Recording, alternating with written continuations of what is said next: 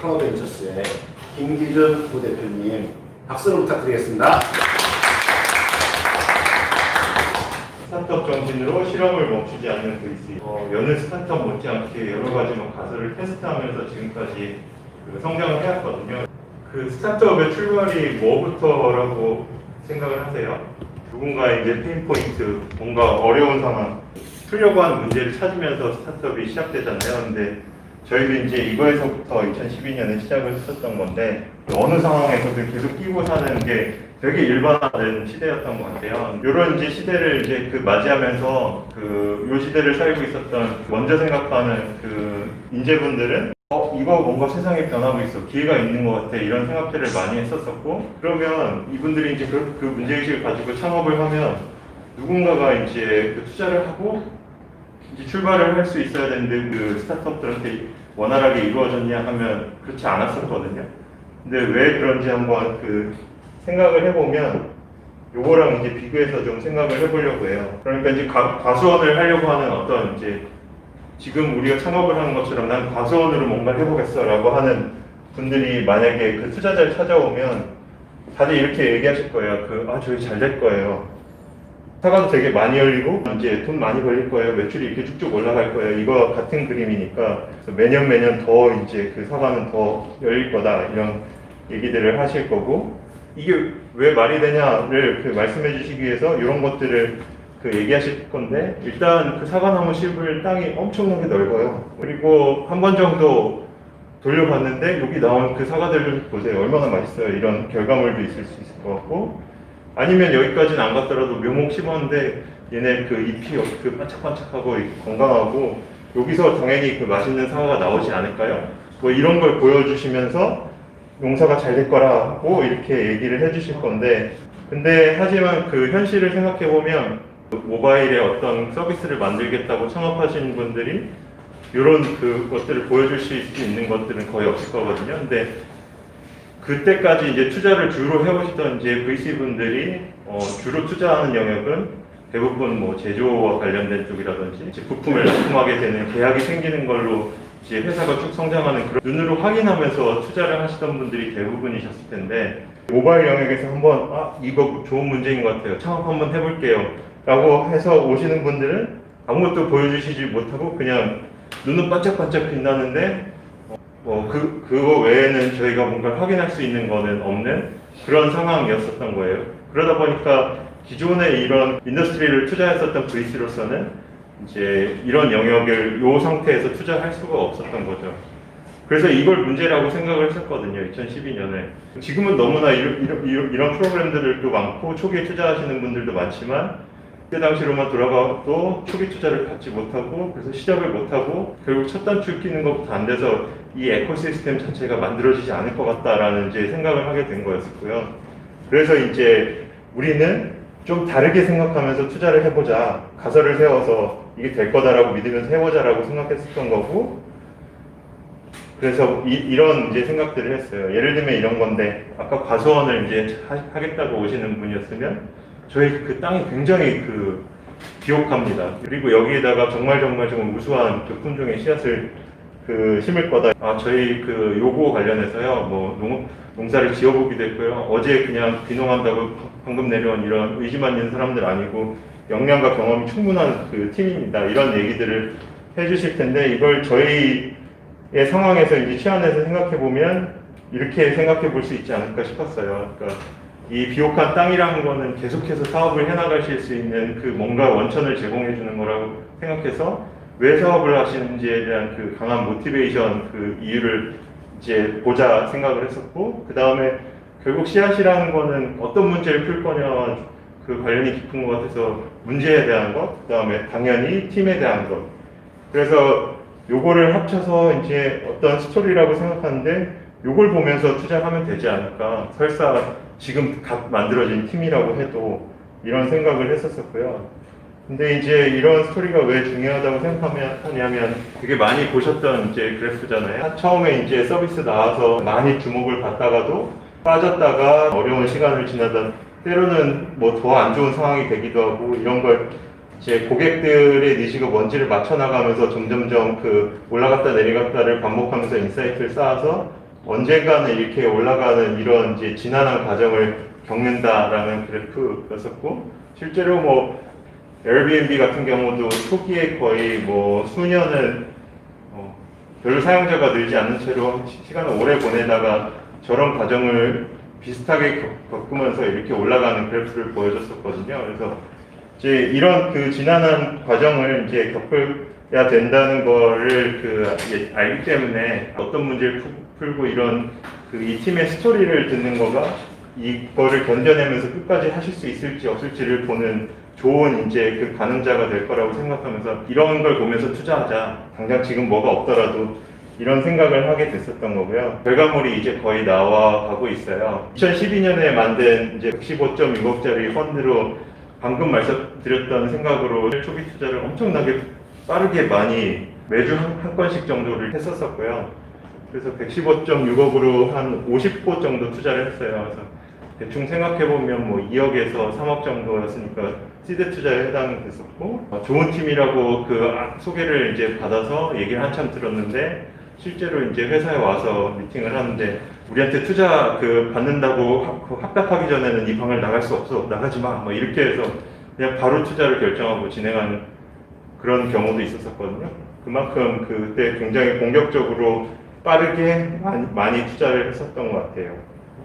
그런데 결과가 지금 어떻게 나오고 있냐면 115.6억이지만 최소 10배 이상의 회수를 할 수 있을 것 같고, 저희가 이제 제가 아까 쭉 말씀드린 걸 가지고 열심히 이제 투자를 했더니 이런 이제 결과가 나왔다 보니까 8년, 9년 동안 매년 35%씩 이율을 맞춰가면서 복리로 한다는 거니까 사실 되게 높은 숫자이긴 해요. 그래서 이런 의미로 당연히 실험이 참 의미 있었다 라고 생각을 하고 있는데, 그 이상으로 저희는 좀 또 철학을 오글거리지만 좀 철학을 또 중요시하는 회사라서 이런 거가 또 있는 것 같아요. 뭐냐면 저희는 자랑스럽게 말씀드릴 수 있는 거는 모두 다 신주로 완전 초기 저희가 기관으로 처음으로 들어가는 이런 투자만 해서 만들어낸 성과라기 때문에 더 의미 있다고 생각을 하고 있고요.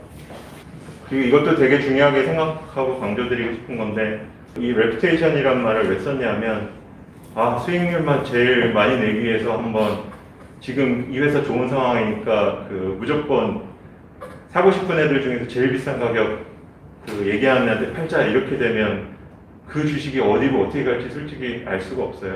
그러면 여러분들 회사 주주명부에 알지도 못하는 개인들이 막 이게 찍히면서 되게 피곤해지는 상황이 생길 수도 있거든요. 근데 그런 경우가 없으면서도 이제 다음 주주가 되는 사람이 우리 포트폴리오였던 회사한테 도움이 되는 방향, 해는 없는 방향, 이런 것들을 이제 고민하면서 방법을 줄이면서 이렇게 회수를 했었거든요. 그런 걸 하면서도 만들어낸 숫자이기 때문에 굉장히 의미 있었다라고 생각을 하고 있습니다. 여기서 시사점이라고 해서 그냥 잠깐 정리해보면 그냥 이런 것 같은데요. 지금은 이렇지 않지만 그 당시로만 돌아가도 시간에 따라서 서비스를 이제 만들어가는 어떤 이제 흐름이라고 볼 때 여기 정도를 이제 스타트업이 서비스 출시를 하는 시기라고 생각해보면, 요걸 기점으로 여기는 프로그램 리스크 구간이라고 생각하는데, 그게 뭐냐면 이 서비스 진짜 이 팀이 만들어낼 수 있어? 없어? 에 대한 이제 위험 구간이라고 생각을 하고요. 요 구간은 이제 실제로 나왔는데 그게 요새 프로덕트 마켓 핏이라고 하는, 그래서 마켓에서 이제 진짜 호응을 받으면서 성장할 수 있어? 요거를 오히려 더 보는 기간, 이렇게 좀 생각을 해봤거든요. 근데 요거에 따라서 당연히 회사의 밸류는 올라가겠죠. 근데 그때로만 돌아가도 이거가 나오기 전에 투자를 할 수 있는 VC는 거의 없었던 것 같아요. 그래서 요 시기에 많이 투자를 했었고, 또 이 팀이면 이거 해낼 수 있어, 팀 검증 잘했으면 하는 생각을 하다 보니까 더 빠르게 투자할 수 있었고, 그러다 보니 당연히 회사의 밸류도 낮았고, 그래서 저렇게 좀 좋은 투자 성과를 낼 수 있지 않았나라고 요 실험에서의 시사점으로 생각을 해봤습니다. 두 번째 이제 실험 2는 이제 제 얘기인데요. 저희 이제 투자 영역을 잠깐 말씀드리면, 요새는 게임 영역은 좀 거의 안 하고 있긴 해요. 그래서 지금은 크게 이제 두 개 영역으로 나눠서 이제 서비스라고 하는 영역, 저는 이제 요 영역을 투자하는 사람입니다. 딥텍이라고 해놨는데 머신러닝, AI, 딥러닝, 뭐 로봇, 드론, 그다음에 AR, VR 뭐 등등등, 뭐 뇌과학 등등 이런 기술 회사들을 저는 투자하는 사람이고요. 그래서 요 영역을 투자하는 사람으로서 뭐 어떤 문제를 어떻게 생각해서 풀었는지 두 번째 실험 얘기를 해드리려고 하고, 팀을 보고 문제를 보고 이런 것도 다 좋은데 어쨌든 기술 영역인데 어느 영역을 어떻게 투자할 거야? 뭐가 유망한 것 같아? 이런 걸 이제 생각을 할 수밖에 없고, 요게 같은 회사에서 매년 중반쯤에 이렇게 내는 이머징 텍에 대한 하이퍼 사이클이거든요. 그래서 요게 이제 기술이 이제 성숙해 나가는 단계인데 기술 하나씩들이 이렇게 플로팅된 거예요. 이거 보고 다트 던지니? 뭐 이렇게 생각할 수도 있고, 뭐 도대체 어떻게 해? 이런 고민들을 저도 이제 할 수밖에 없었었고요. 그래서 개똥 철학들을 이제 막 하나씩 생각하면서 이제 투자를 하게 됐었고, 뭐 들어보면 당연한 건데요. 뭐냐면 물방울이 하나 이렇게 똑 떨어지면 잔잔한 수면에 떨어지는 순간 이렇게 퍼져 나가잖아요. 종으로 물방울이 떨어지고 수면을 만나서 횡으로 이렇게 물결이 퍼지고, 이런 걸 따서 이름을 종과 횡의 법칙이라고 한번 이렇게 얘기해 봤는데, 새로운 기술들이 나와가지고 성숙하면서 이렇게 물방울처럼 똑 떨어지고, 이게 떨어지면서 어느 정도 성숙해서 상업적으로 쓰일 수 있을 정도로 완숙되면 이제 산업을 만나서 그 산업에 있는 문제점들을 하나씩 풀어나가면서 이게 사업의 기회로 만들어지는 건 이제 횡으로 퍼져나간다, 이런 생각을 한 거였고요. 사실 우리가 이런 걸 겪으면서 계속 살아왔었어요.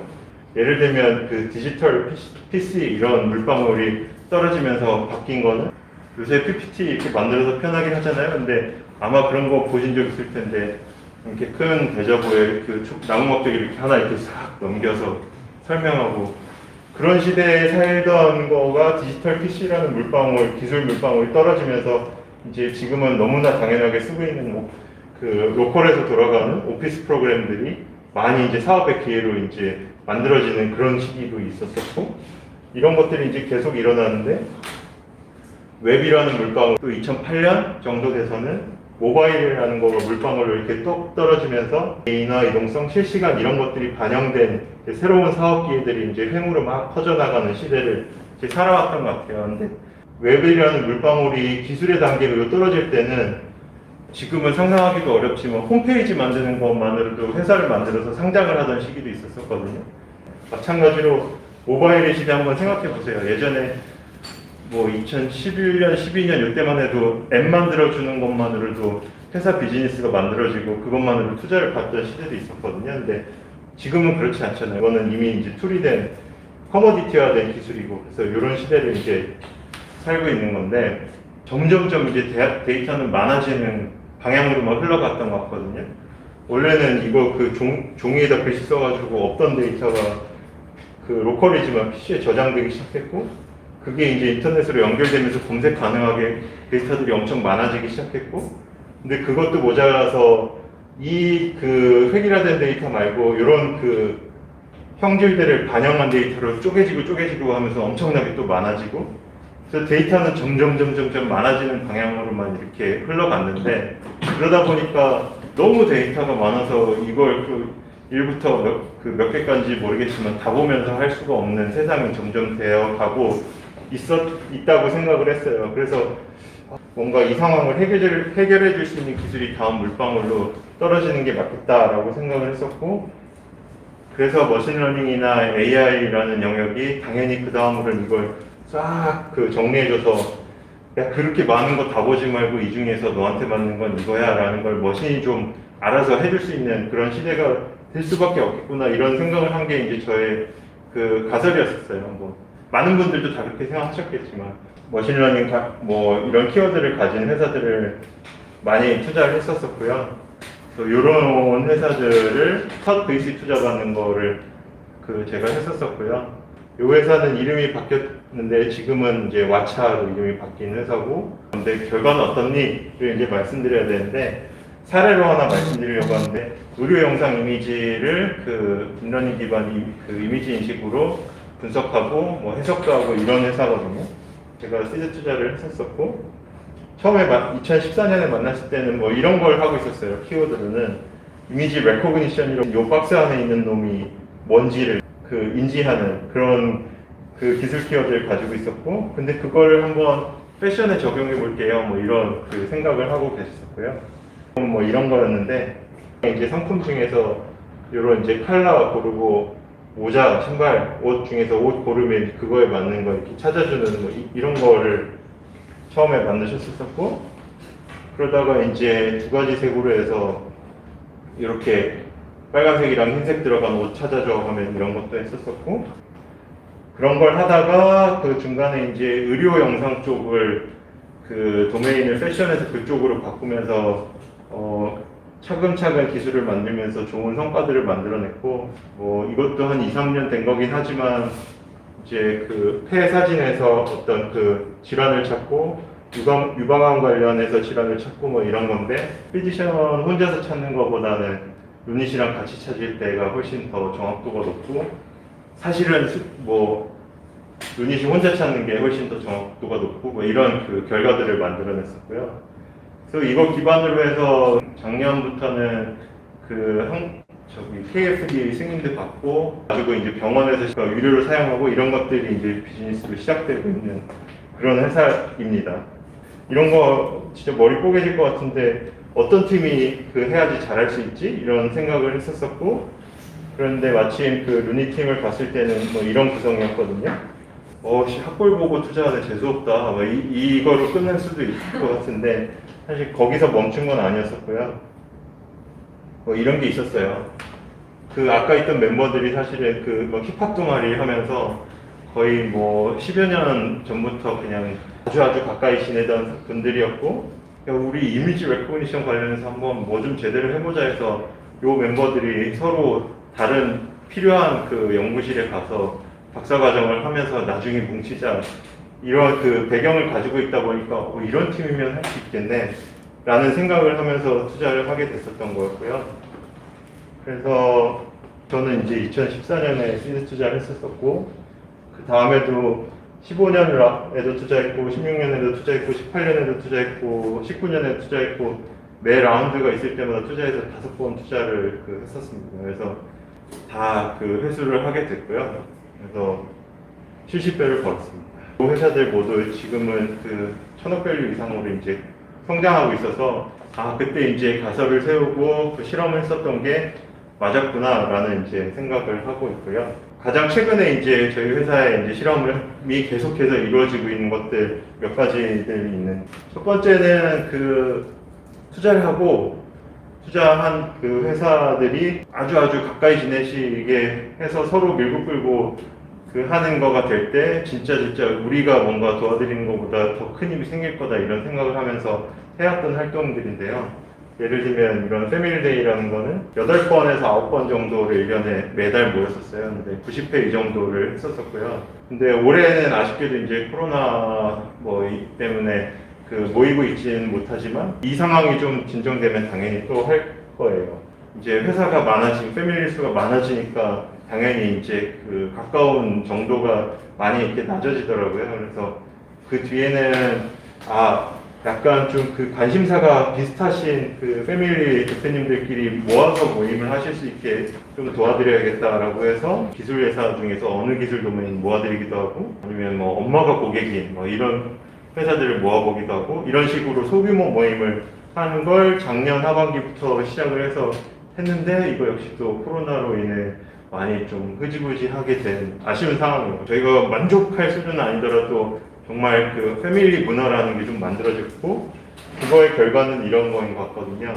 저희가 이제 투자를 할 때 가장 좋은 회사들을 많이 이제 알게 되는 경로가, 결국은 너무너무 뛰어난 대표님들한테 투자했다 보니까 그분들 주변에 있는 뛰어난 분들을 다시 소개받는 거가 아주 좋은 소스인데, 실제로 이제 투자하고 또 소개시켜 주시고 이런 식으로 해서 투자를 하게 된 경우가 굉장히 많습니다. 그래서 이 실험도 이런 식으로 잘 돌아가고 있구나. 물론 계속 진행 중이긴 하지만, 이제 마지막 내용인데, 이건 가장 최근의 실험이에요. 제목을 VC의 그로스 해킹이라고 적어놨는데, 저희가 이제 요 시드 단계에 이제 투자를 주로 하고, 성장하면서 다음 단계 투자에도 이제 같이 들어가서 하기도 하고, 이렇게 하고 있었어요. 근데 여기에서 이제 여기로 갈 때 재무적으로도 뭔가 많은 도움을 드리면서 더 올라가실 수 있는 걸 부스트해 드릴 수 있으면 좋을 텐데 그 부분이 비어있는 게 너무 아쉽다라는 생각을 했고, 이걸 전용으로 할 수 있는 펀드를 하나 만들어가지고 한번 우리 그 패밀리들의 시리즈 B, 시리즈 C만을 그 펀딩하는 그런 펀드를 만들어 보자 해서 펀드 만들고 있는 게 저 실험에 이제 실제 하는 일이고요. 저희도 처음에는 저렇게 이렇게 아주 앳된 유언 같은 초기 펀드를 운영하는 회사였는데, 이게 다 되면 이제 AUM이 한 3,200억 정도 되는 이제 VC가 될 것 같습니다. 시드 투자하고 뭐 팀원 보고 하고 뭐 이런 회사가 갑자기 시리즈 B 뭐 몇천억대, 그다음에 티켓 사이즈도 한 30억, 50억, 70억 이렇게 된 투자를 믿으면 어떻게 하냐 의구심을 가지실 수도 있을 것 같은데 당연하고요. 근데 이런 생각을 하면서 만들게 됐던 것 같아요. 문제나 팀을 보면서 이제 베팅하는 걸 시드 스테이지에 하는 게 맞고, 그 다음에 요 그로우스 스테이지를 투자하는 분들은 그때 당시에 이제 딱 만났을 때 보고 재무적으로, 그 다음에 산업, 그 다음에 조직, 뭐 경쟁력 이런 것들을 이제 막 분석해 보면서 스냅샷을 보면서 이제 투자를 하는 거를 하는 단계로 전혀 다른 거는 맞는 것 같습니다. 근데 저희는 좀 다른 생각을 한 게 이거였던 것 같아요. 이분들이 가질 수 없는 그 정보이면서 아주 중요한 거는 여기서 투자한 회사가 이제 성장하면서 같이 이제 그 옆에서 보면서 느꼈었던 것. 그래서 예를 들면 제품을 만들고 출시하고 하는 과정에서 겪는 어려움들을 어떻게 이제 풀어나가셨는지 이런 것들을 생생하게 옆에서 볼 거잖아요. 그래서 그런 과정을 어떻게 나갔었는지 보면서 그 팀의 이제 역량을 보기도 하고, 또 데스밸리는 당연히 있을 텐데 그런 상황에서 위험을 어떻게 관리하고 조직을 어떻게 관리하고 이런 것들도 봐왔을 거고, 그리고 성장해서 이제 보여줬었던 또 다른 여러 가지들, 이런 것들은 이때 들어와서 스냅샷만 본 분들은 알 수 없는 거지만 우린 이때 투자하고 계속 봐왔기 때문에 이것까지 알 수 있어요. 저 영역에 우리 패밀리한테만 투자하는 거니까 우리는 되게 잘할 수 있다라고 생각을 하면서 저 펀드를 만들게 된 거였고요. 그래서 이게 가장 최근에 이제 실험입니다. 그 팀이 결국 제일 중요하잖아요. 그래서 팀을 마지막으로 설명드리면서 끝내려고 하는데, 이 중에서 VC를 한 번이라도 다녀본 분은 요 분밖에 없네요. 그래서 열린 자세를 가진 사람들이 있기 때문에 실험을 좀 즐길 수 있을 만한 나름의 성장을 해나갈 수 있지 않았나라는 생각을 하고요. 각각 그런 이제 자기 좀 키워드들을 가지고 있으면서 실험을 아주 즐기는 사람들이 모여 있는 곳이다라는 게 마지막으로 말씀드리고 싶은 거였습니다. 감사합니다.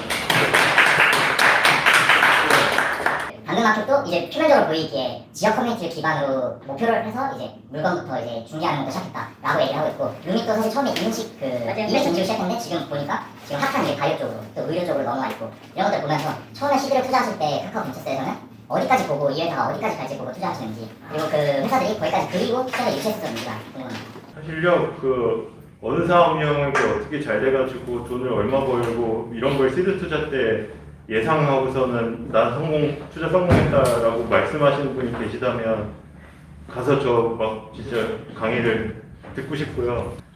그러다 보니까 계속 팀 얘기를 할 수밖에 없는 것 같아요. 제일 그냥 쉬운 거는 이분이 진짜 무슨 어려움이 닥쳐도 사업을 피벗하는 경우가 있어도 결국 끝까지 해내실 수 있는 분인지를 그냥 계속 관찰하고 해서 그걸 믿는 게 낫지, 이 사업이 어떻게 될지 뭐 보고서 쓰고 막 이런 거 보고선 하는 거는 너무 불확실성이 높은 것 같거든요. 그러다 보니까 사람 얘기를 계속 하는 것 같아요. 근데 아까 말씀하신 회사들이 다 팀 사람 관점에서는 다들 좋은 이제 처음부터도 이제 평가들이 있었던 회사들이잖아요. 그래서 그걸 잘 보는 게 초기 투자자한테는 아주 중요합니다. 네.